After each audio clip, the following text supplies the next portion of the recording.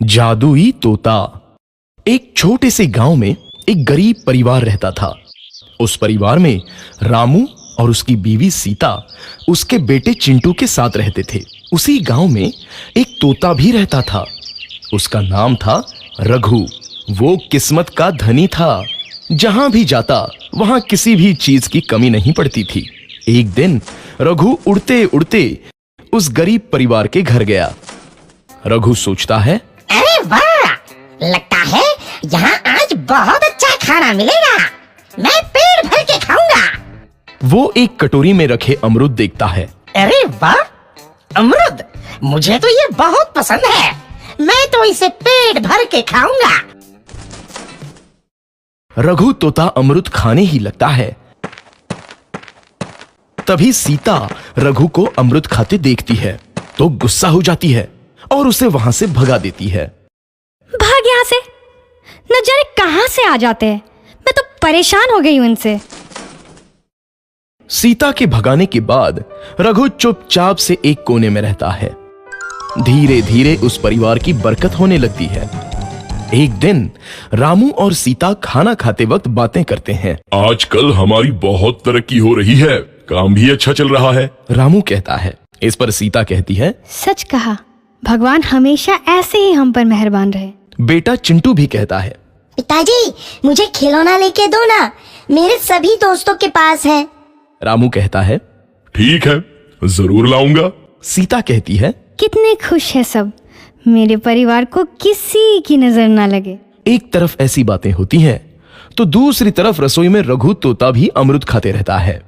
मजा आया, अमरूद खाया, मजा आया, अमरूद खाया, मजा आया। तभी सीता रसोई में आती है और रघु तोते को अमरूद खाते देख बहुत गुस्सा होती है। सीता रघु को बाहर निकालने के लिए पिंजरे में अमरूद रखती है। रघु जब अमरूद खाने लगता है तो पिंजरे का दरवाजा बंद हो जाता है और वो उसमें फंस जाता है। मुझे बाहर निकालो, मैं यहाँ फंस गया हूँ, मुझे बचाओ। अगले दिन सीता पिंजरा उठाकर बाहर दूर उस रघु को छोड़ देती है। रघु के जाते ही उनके घर आई बरकत धीरे धीरे कम हो जाती है। उन्हें बहुत घाटा होता है। सीता कहती है, ये क्या हो रहा है, अचानक इतना कैसे बदल गया? अभी तक तो सब कुछ अच्छा चल रहा था। रामू कहता है, लगता है भगवान हम पर रूठ गए हैं। चिंटू भी कहता है, लगता है अब मुझे खिलौने भी नहीं मिलेंगे। और वो रोने लगता है और बाहर चला जाता है। कुछ दिन बाद रघु तोता फिर से उस घर में आता है। वापस आया, मैं वापस आया, अब मैं जमकर अमरूद खाऊंगा। रघु सीधा रसोई घर में चला जाता है और अमरूद खाने लगता है। कुछ देर बाद सीता रसोई में आती है और रघु को देख कहती है, एक तो घर में पहले से इतनी दिक्कत चल रही है और ऊपर से ये तोता मुझे और परेशान कर रहा है। सीता रघु को वहां से भगा देती है। रघु उड़कर किसी कोने में छुप जाता है। कुछ दिन बाद धीरे धीरे उस घर की बरकत वापस आने लगती है। काम भी अच्छे से चलने लगता है। एक रात जब रघु तोता अमरूद खाने जाता है तो पिंजरे में फंस जाता है। ये लोग आखिर चाहते क्या हैं? एक तोते को शांति से अमरूद खाने क्यों नहीं देते? मैं कौन सा चोरी कर रहा हूँ? बस अमरूद ही तो खा रहा हूँ। तभी रामू वहां आता है और पिंजरे में रघु तोते को देख उसे बाहर छोड़ देता है। ये तोता भी कितना जिद्दी है, बार बार वापस आ जाता है।